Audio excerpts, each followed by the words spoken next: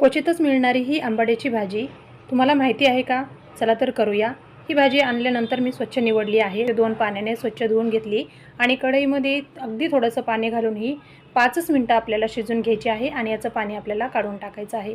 तर ही भाजी गावरान असल्यामुळे अतिशय आंबट असते.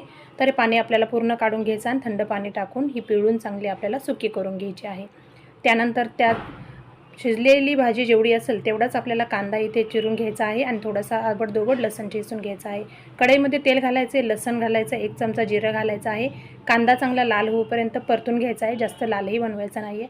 कांदा जेवढा असेल तेवढंच मीठ टाकायचं आहे, कारण या भाजीला थोडं जास्त मीठ टाकलं तर खारट होऊ शकते. तसेच याला लाल तिखट आणि थोडीशी हळद टाकली आणि ही भाजी चांगली अशी परतून घेतलेली आहे. अगदी 5 मिनिटं अशी थोडीशी वाफ येऊन घेतलेली आहे आणि एकदम छान अशी बाजरीच्या भाकरीबरोबर ही भाजी खाण्यासाठी रेडी झालेली आहे. तुम्हाला माहिती आहे का आंबाड्याची भाजी? कमेंट करून नक्की सांगा.